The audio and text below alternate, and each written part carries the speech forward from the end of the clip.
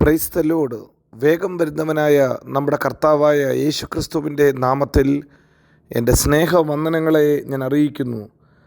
16-ാം സദൃശ്യവാക്യം 18-ാം വാക്യം: നാശത്തിന് മുമ്പേ ഗർവം, വീഴ്ചയ്ക്ക് മുമ്പേ ഉന്നത ഭാവം.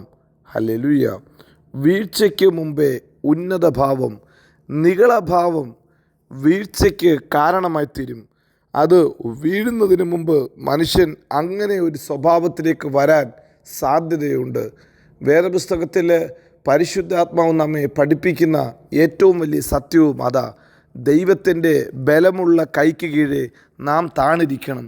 നിഗളികളോട് കർത്താവ് എതിർത്ത് നിൽക്കുന്നു. താഴ്മയുള്ളവർക്ക് അവൻ്റെ കൃപ ലഭിക്കുന്നു. നിഗളഭാവം കാണിക്കുന്നവനോട് ദൈവം അതുകൊണ്ടാണ് എതിർത്ത് നിൽക്കുന്നത്. നിഗളിച്ചവനെ എല്ലാ കാലത്തും ദൈവം തരം താഴ്ത്തിയിട്ടുണ്ട്, ദൈവം വീഴ്ത്തിയിട്ടുണ്ട്. വേദപുസ്തകത്തിൽ നാം വായിക്കുമ്പോൾ 2 ദിനവൃത്താന്തം 26-ാമത്തെ അധ്യായം അതിൻ്റെ 16 മുതൽ വായിക്കുമ്പോൾ ഉസിയ രാജാവിനെക്കുറിച്ച് വേദപുസ്തകം അത് പറഞ്ഞ് നമ്മെ ഓർമ്മപ്പെടുത്തുന്നു. ഹല്ലേലൂയ! 16-ാം വാക്യത്തിൽ നാം ഇങ്ങനെ വായിക്കുന്നു: എന്നാൽ അവൻ ബലവാനായപ്പോൾ അവൻ്റെ ഹൃദയം അവൻ്റെ നാശത്തിനായി നിഗളിച്ചു. ഉസിയാവ് രാജാവ് ബലവാനായപ്പോൾ, അവൻ്റെ ശക്തി വർദ്ധിച്ചപ്പോൾ, അവൻ്റെ പ്രതാപം വർദ്ധിച്ചപ്പോൾ അവൻ്റെ തന്നെ നാശത്തിനായി ആ ഹൃദയം നിഗളിച്ചു. അവൻ യഹോവയ്ക്ക് വിരോധമായി യാഗപീഠത്തിൽ അവൻ ധൂപം അർപ്പിച്ചു. ധൂപം കാട്ടുവാൻ ഒരു പുരോഹിതനല്ലാതെ മറ്റാർക്കും ഹല്ലേലൂയ അധികാരമില്ല. എന്നാൽ പുരോഹിതൻ വരുന്നത് താമസിച്ചപ്പോൾ അവൻ തന്നെത്താനെ പോയി ധൂപം കാണിച്ചു. ഹല്ലേലൂയ! ധൂപം കാണിച്ചപ്പോൾ ഇതാ വേദപുസ്തകം പറയുന്നു, ദൈവത്തിൻ്റെ കോപം അവൻ്റെ മേൽ വന്ന് അവൻ്റെ നെറ്റി മുതൽ കുഷ്ഠം പൊങ്ങിത്തുടങ്ങി. ഹല്ലേലൂയ! ജീവിതത്തിൽ അങ്ങനെ വാഴേണ്ട ഒരു മനുഷ്യൻ, ഹല്ലേലൂയ, രാജാവായി സിംഹാസനത്തിൽ ഇരിക്കേണ്ടവൻ കുഷ്ഠരോഗം പിടിച്ച് മരണപ്പെട്ടു. ഇന്ന് പകൽക്കാലവും ദൈവത്തെ ആരാധിക്കുന്ന ദൈവത്തിൻ്റെ പ്രിയ പൈതലേ, നിഗളഭാവം നമ്മുടെ സുബോധത്തെ തന്നെ നശിപ്പിക്കും. ഹല്ലേലൂയ! ഈ രാവിലെ സമയത്ത് ദൈവം തന്ന നന്മകളെക്കുറിച്ച് ഓർത്ത് ദൈവത്തിന് നന്ദി അർപ്പിച്ചാട്ട്. നിഗളികളെ കർത്താവ് എതിർത്ത് നിൽക്കുമ്പോൾ ഈ ദൈവത്തിൻ്റെ കരങ്ങളിലേക്ക് താഴ്ത്തി സമർപ്പിക്കുന്ന, ദൈവകരങ്ങളിലേക്ക് ഏൽപ്പിക്കുന്നവനെ കർത്താവ് മാനിക്കും. നമ്മുടെ കർത്താവും ഇങ്ങനെ തന്നെ പറഞ്ഞു. ഹല്ലേലൂയ! താണവരെ അവൻ ഉയർത്തും, ഉയർന്നിരിക്കുന്നവരെ മുമ്പ് ഹല്ലേലൂയ നിഗളത്തോടിരിക്കുന്നവനെ അവൻ താഴ്ത്തിക്കളയും.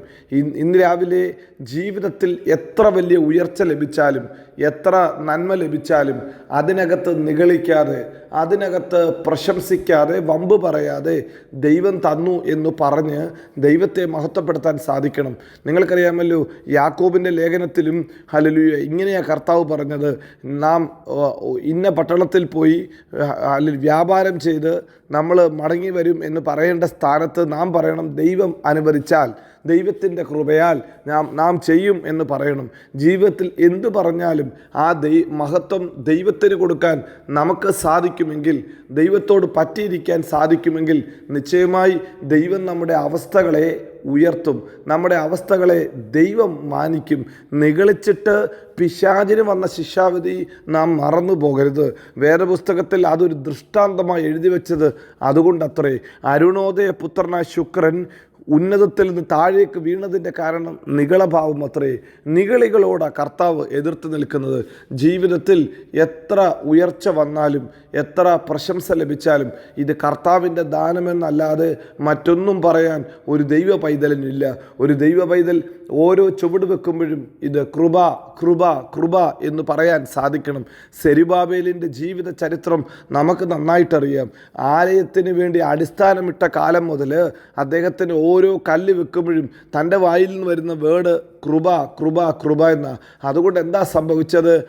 അടിസ്ഥാനക്കല്ലിട്ട അതേ കൈകൊണ്ട് തന്നെ ആണിക്കല്ലിടുവാനും ദൈവം കൃപ ചെയ്തു. അപ്പസ്തലനായ പൗലോസ് തൻ്റെ പ്രസംഗത്തിൽ ഇങ്ങനെ വിളിച്ചു പറഞ്ഞു: മറ്റാരെക്കാട്ടിലും അധികമായി തനിക്ക് പ്രശംസിക്കാം. താൻ ഹല്ലേലൂയ ന്യായപ്രമാണം മുഴുവനും പഠിച്ച വ്യക്തിയാണ്. താൻ ഗമാലിയലിൻ്റെ കാൽപാദത്തിൽ ഇരുന്ന് പഠിച്ച വ്യക്തിയാണ്. തനിക്ക് ഹല്ലേലൂയ പരീക്ഷന്മാരുടെ മുമ്പാകെ നിൽക്കാൻ പ്രാഗൽഭ്യമുണ്ട്. റോമ ഗവൺമെൻറ്റിൻ്റെ മുമ്പാകെ നിൽക്കുവാൻ പ്രാഗൽഭ്യമുണ്ട്. ക്രിസ്തയേശുവിനെ കുറിച്ച് പറയുമ്പോൾ വീണ്ടും പറയുന്നു, തനിക്കും കർത്താവ് പ്രത്യക്ഷനായി.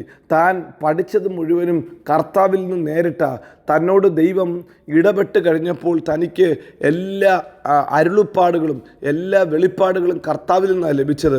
അതുകൊണ്ട് തന്നെക്കുറിച്ച് തന്നെ വീണ്ടും വചനത്തിൽ വായിക്കുന്നു, താൻ ഹല്ലേലൂയ 3-ാം സ്വർഗത്തോളം എടുക്കപ്പെട്ട വ്യക്തിയാണ്. എന്നിട്ട് പൗലോസ് പറയുന്നു, എങ്കിലും ഞാൻ ആകുന്നത് ദൈവത്തിൻ്റെ കൃപയാലാണ്. ഞാൻ എന്തെങ്കിലുമൊക്കെ ആകുന്നെങ്കിൽ അത് ദൈവത്തിൻ്റെ കൃപയാണ്. നോക്ക്, മുഴുമഹത്വവും കർത്താവിന് കൊടുത്ത ഒരു ഭക്തൻ. ഇന്ന് രാവിലെയും പ്രിയരെ, നിങ്ങളുടെ ജീവിതത്തിൽ എന്തെങ്കിലുമൊക്കെ ഉണ്ടെങ്കിൽ ആ കരങ്ങൾ ഉയർത്തിയിട്ടൊന്ന് പറഞ്ഞാട്ട്, ഇതിൻ്റെയൊക്കെ പുറകിൽ അപ്പയുടെ കരമ, ഇതെൻ്റെ വലിപ്പമല്ല, ഇതെൻ്റെ കഴിവല്ല, ഇതെൻ്റെ ഗുണമല്ല, ഇതിൻ്റെ മുഴുമഹത്വവും ഞാൻ അങ്ങേക്ക് തരുന്നു.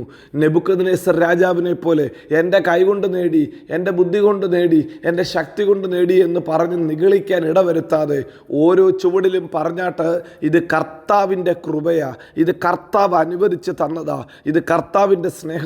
എൻ്റെ കുടുംബജീവിതം, എൻ്റെ ആരോഗ്യം, എൻ്റെ തലമുറകൾ, എൻ്റെ ജോലി, എൻ്റെ പഠിത്തം എല്ലാം എനിക്ക് എന്തെങ്കിലുമൊക്കെ അക്കമിട്ട് പറയാനുണ്ടെങ്കിൽ ഇത് ദൈവത്തിൻ്റെ കൃപയാണ്. ഞാൻ ആകുന്നത് ദൈവത്തിൻ്റെ കൃപയെന്ന് ഹല്ലേലൂയ 2 കര ഉയർത്തിയിട്ടൊന്ന് പറഞ്ഞ് അല്പനേരം ദൈവത്തെ ആരാധിച്ചാട്ട്, ഈ ദൈവം വിശ്വസ്തനായ ദൈവമാണ്, ഈ ദൈവം വാക്കുമാറാത്ത ദൈവമാണ്. അവൻ നമ്മെ എല്ലായിടത്തും എല്ലായ്പ്പോഴും ക്രിസ്തുവേശുവിൽ ജയോത്സവമാക്കി നടത്തും.